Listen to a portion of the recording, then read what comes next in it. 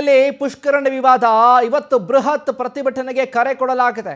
ಮುಂಜಾಗ್ರತೆಯಾಗಿ ಹಳೆ ಹುಬ್ಬಳ್ಳಿ ವ್ಯಾಪ್ತಿಯಲ್ಲಿ ಖಾಕಿ ಸರ್ಪಗಾವಲು.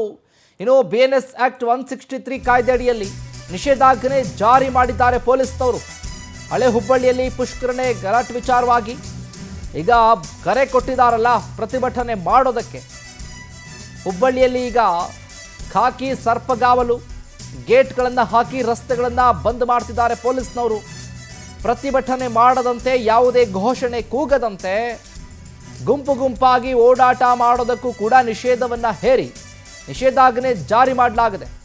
ಒಟ್ಟಾರೆ 8 KSRP ತುಕಡಿಯನ್ನು ನಿಯೋಜನೆ ಮಾಡಲಾಗಿದೆ. ಓರ್ವ IGP, 3 DCP, 5 ACP, 20ಕ್ಕೂ ಹೆಚ್ಚು ಇನ್ಸ್ಪೆಕ್ಟರ್ಗಳು, 1500ಕ್ಕೂ ಅಧಿಕ ಸಿಬ್ಬಂದಿಗಳ ನಿಯೋಜನೆ ಮಾಡಲಾಗಿದೆ. ಹಳೆ ಹುಬ್ಬಳ್ಳಿಯಲ್ಲಿ ಈಗ ಟೈಟ್ ಸೆಕ್ಯೂರಿಟಿ, ಗುಂಪು ಗುಂಪಾಗಿ ಓಡಾಟ ಮಾಡೋ ಹಾಗಿಲ್ಲ, ಗುಂಪು ಗುಂಪಾಗಿ ನಿಂತ್ಕೊಳ್ಳೋ ಹಾಗಿಲ್ಲ, ಗುಂಪು ಗುಂಪಾಗಿ ಚರ್ಚೆ ಮಾಡೋ ಹಾಗಿಲ್ಲ. 8 KSRP ತುಕಡಿಯನ್ನು ನಿಯೋಜನೆ ಮಾಡಿದ್ದಾರೆ ಪೊಲೀಸ್ ಇಲಾಖೆ. ಓರ್ವ IGP ನೇತೃತ್ವ, 3 DCPಗಳು, 5 ACPಗಳು, 20 ಇನ್ಸ್ಪೆಕ್ಟರ್ಗಳ ನೇತೃತ್ವವನ್ನು ಈಗಾಗಲೇ ವಹಿಸಲಾಗಿದೆ.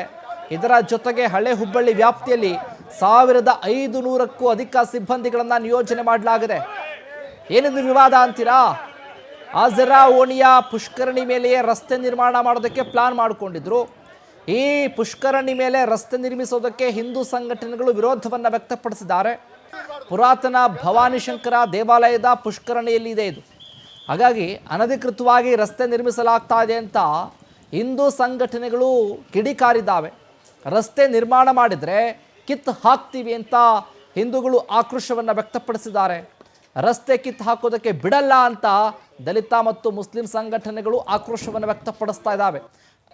ಹಾಗಾಗಿ ಈ ವಿಚಾರವಾಗಿ ಈಗ 2 ಸಮುದಾಯಗಳ ನಡುವೆ ವಾಗ್ವಾದ, ಕಿತ್ತಾಟ ಜೋರಾಗಿತ್ತು. ಇನ್ನು ಇದೇ ವಿಚಾರಕ್ಕೆ ಸಂಬಂಧಪಟ್ಟ ಹಾಗೆ ಹೆಚ್ಚಿನ ಅಪ್ಡೇಟ್ಸನ್ನು ಕೊಡ್ತಾರೆ ನಮ್ಮ ಹುಬ್ಬಳ್ಳಿಯ ಪ್ರತಿನಿಧಿ ರವಿಕುಮಾರ್. ಫೋನ್ ಸಂಪರ್ಕದಲ್ಲಿ ಜಾಯ್ನ್ ಆಗ್ತಿದ್ದಾರೆ. ರವಿಕುಮಾರ್, ನೋಡ್ತಾ ಇದ್ದೀವಿ ಪುಷ್ಕರಣಿ ವಿಚಾರಕ್ಕೆ ಸಂಬಂಧಪಟ್ಟ ಹಾಗೆ ಈಗ ಪೊಲೀಸ್ನವರು ಹೆಚ್ಚಿನ ನಿಗಾವನ್ನು ವಹಿಸಿದ್ದಾರೆ.